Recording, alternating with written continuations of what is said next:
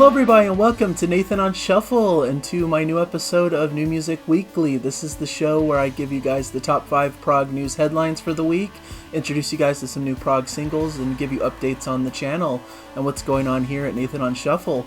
It's May 19th, 2023, and it's pretty light news week in my opinion, just looking up what was happening, but a lot of great releases coming out today, so I want to spend some time on that.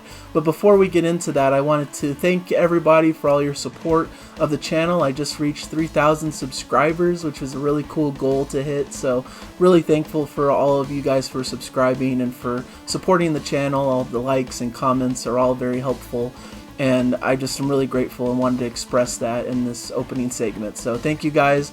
And if any of you out there watching this aren't subscribed yet, just want to encourage you to subscribe if you'd like to. You know, no, not going to press anyone, not going to force anything, but it would just be really helpful for the channel and for my own growth. So thank you guys for considering that, and thank you guys for your support, and let's get into the prog news for the week. So like I said, my opening item is all of the great new releases that are coming out this weekend. Of course, we have the new Yes album, Mirror to the Sky, which I did a review of, which I really recommend you guys check out. A really great album from the band. I know a lot of people were concerned about this lineup, and you know, a lot of people didn't really like The Quest very much, their previous album, but I feel like this is a really strong entry in their catalog, one of the best post-drama Yes albums that has come out, maybe the best since like either Magnification or The Ladder or those types of albums. A really strong album from the band. If you're willing to accept this current lineup of the band, I think they really have found their footing here. So I really recommend that album. It's a really great one. Also, Arjen Lucassen's Supersonic Revolution came out with the album The Golden Age of Music, which I'm going to be covering this week on my new album Spotlight. Arjen Lucassen is well known for his work with the Arion Project and Star One and various other things. And he decided to just form a cool 70s hard rock glam style band and just perform some fun songs. So that's what you get on display here. Really cool release that came out. The Ocean has a release called Holocene. This is a German experimental post-progressive metal type band. A bit on the extreme end of the spectrum, but I felt like the new album has a really good balance of some heavier sections, but also some more atmospheric stuff, some more, you know, really great songcraft and really great journeys that it takes you on. So if you're willing to dabble a little bit into the more extreme metal end of the spectrum, that's a really cool release. Sleep Token is another metal release that came out, Take Me Back to Eden. Really eclectic mix of songs with a lot of different styles incorporated.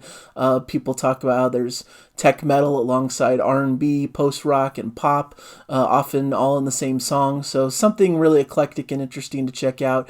And then earlier this week on the 15th, Mystery released their album Redemption. Fantastic neo-prog from Canada.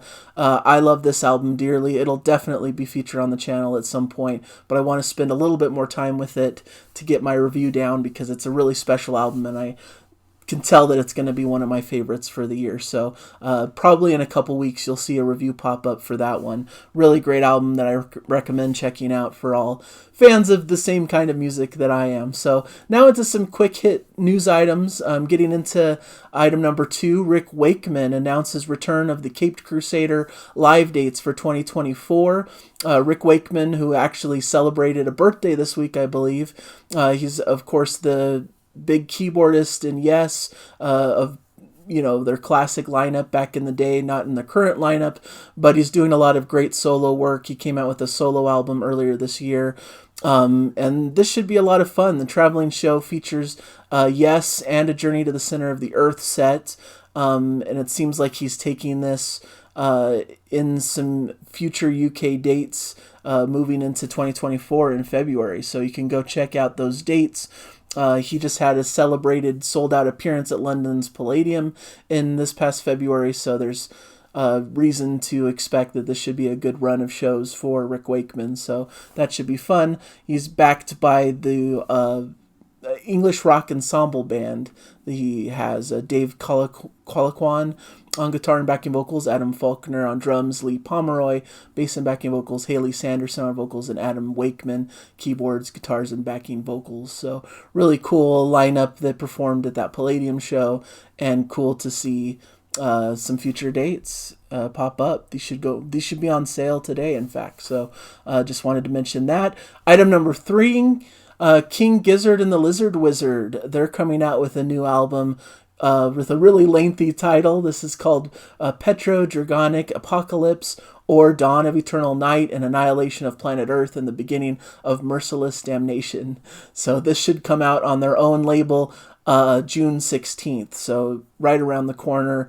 They released a single called Gila Monster, which I will put into the Prog singles list. A really interesting, heavier metal type track. You know, they did a more heavy metal type album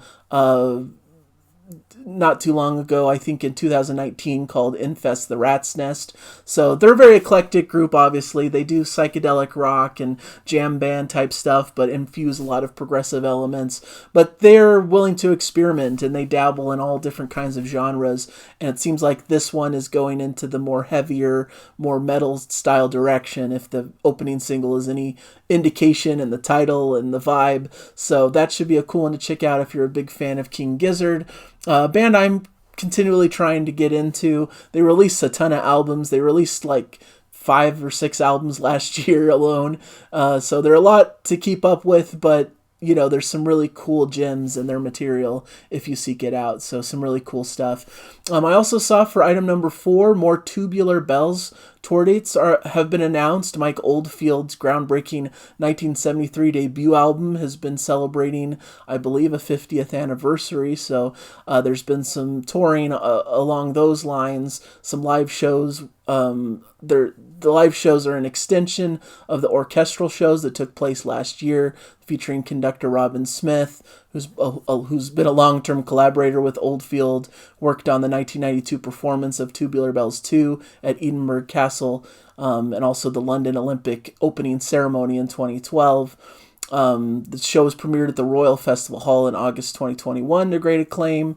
An early celebration of and tribute to Mike Oldfield. So it's a wonderful celebration of an incredible project. Tubular Bells is one of the classics, taking you on a journey through so many different styles and so much great instrumentation and playing. Just really beautiful and melodic, and a great album. So it's cool to have it celebrate its 50th anniversary and to see some cool tour dates being announced for September leading into October for this year.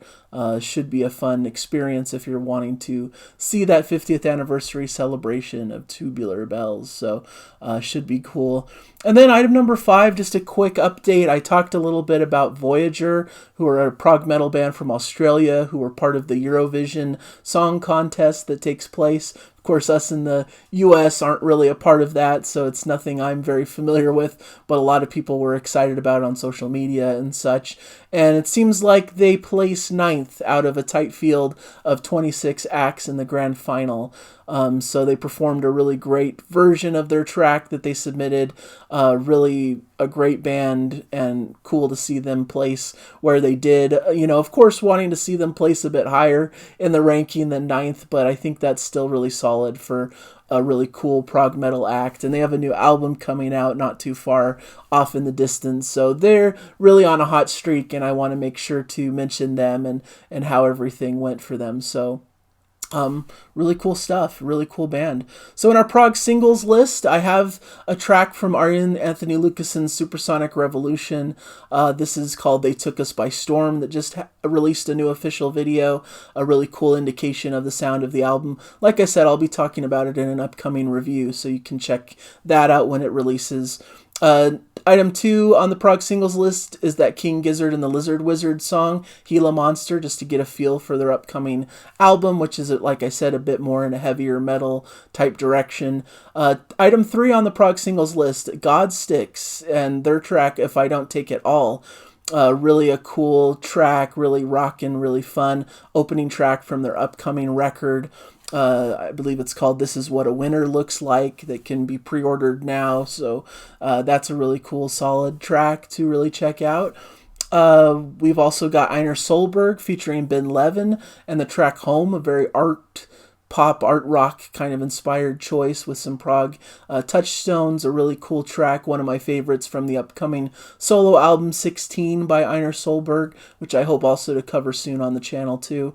Really cool eclectic track, even with a little bit of rapping perhaps into it as well, and some horns and some interesting instrumentation, so worth checking out. And then my fifth single is Beyond Repair by Dream the Electric Sheep, an incredible American art rock / prog type band.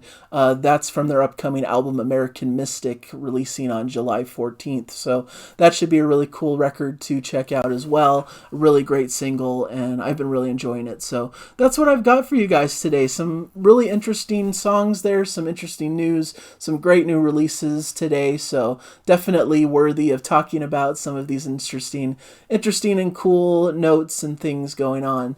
As for my channel, I mentioned before, I did a review of the new Yes album, Mirror to the Sky, so check that one out if you haven't yet. It's a really fun album that I really enjoyed talking about. I also did a top 5 of the top 5 prog albums of the 70s, kind of a layup, easy topic to discuss for fans of progressive rock.